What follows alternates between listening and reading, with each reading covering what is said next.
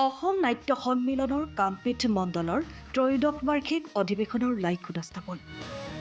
Sudhakantha doctor Bhupen হাজৰিকাই গীতৰ মাতেৰে প্ৰকাশ কৰিছিল ৰাইজ আজি ভাৱৰীয়া দেশেই নাটঘৰ।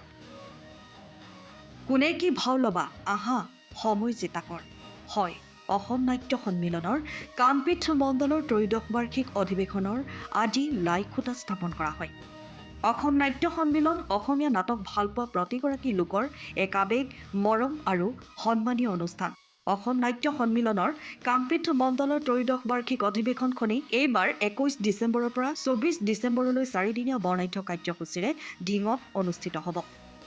ঢিঙৰ ঐতিহ্যমণ্ডিত আউনীআটী শাখা সত্ৰৰ হলিৰাম বৰা সাংস্কৃতিক ক্ষেত্ৰত অনুষ্ঠিত হ'ব লগা কামপীঠ মণ্ডলৰ ত্ৰয়োদশ বাৰ্ষিক অধিৱেশনৰ লাইখুটা আজি এক আধ্যাত্মিক পৰিৱেশৰ মাজত স্থাপন কৰা হয়। উল্লেখ্য যে কামপীঠ মণ্ডলৰ ত্ৰয়োদশ বাৰ্ষিক অধিৱেশনত ৰাজ্যখনৰ কেইবাখনো জিলাৰ নাট্য দলসমূহে নাটক মঞ্চস্থ কৰিব।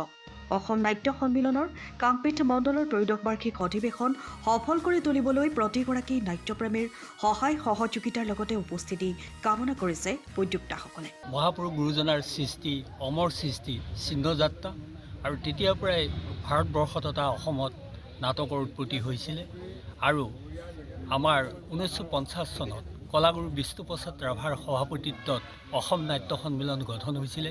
অসম নাট্য সন্মিলন অসমীয়া জাতীয় জীৱনৰ এক অবিচ্ছেদ্য অংগ আৰু সাহিত্য সভাৰ পিছতেই অসম নাট্য সন্মিলনে জাতীয় অনুষ্ঠান হিচাপে স্বীকৃতি লাভ কৰিছে। গতিকে অহা 21, 22, 23, 24 আমাৰ ঢিঙৰ আউনীআটী সত্ৰত এই পবিত্ৰ জেগাত আমাৰ অসম নাট্য সন্মিলনৰ কামপীঠ মণ্ডলৰ যি অধিৱেশন আৰু নাট প্ৰতিযোগিতা আৰম্ভ হ'ব, আমি গুৰুজনাৰ শ্ৰীচৰণত প্ৰণাম জনাইছোঁ। তাক যাতে সাফল্যমণ্ডিত কৰে, সকলোৱে যাতে সহায় সহযোগ কৰে এই কামনা কৰিছোঁ। অসমৰ জাতীয় অন্যতম অনুষ্ঠান অসম নাট্য সন্মিলন অসমীয়াৰ আৱেগ ভৰা এক অনুষ্ঠান আৰু এই অনুষ্ঠানভাগে অসম নাট্য সন্মিলন কামপীঠ মণ্ডলৰ নাট প্ৰতিযোগিতা, পূৰ্ণাংগ নাট প্ৰতিযোগিতা আৰু অধিৱেশন ঢিঙৰ আউনীআটী শাখা সত্ৰত 21, 22, 23 ডিচেম্বৰ 24 ডিচেম্বৰ 4দিনীয়া কাৰ্যসূচীৰে অনুষ্ঠিত হ'ব। আৰু আজি 1 ডিচেম্বৰ তাৰিখে আমাৰ এই অনুষ্ঠান ভাগৰ লাইখুটা স্থাপন কৰা হৈছে। এই লাইখুটা ভাগত সকলো ৰাইজ আহি ইয়াত উপস্থিত হৈছে। আমি আগন্তুক অনুষ্ঠানটোত সকলো ৰাইজৰ সহায় সহযোগিতা আন্তৰিকতাৰে কামনা কৰিছোঁ। ঢিঙৰ পৰা bureau' report time of Assam.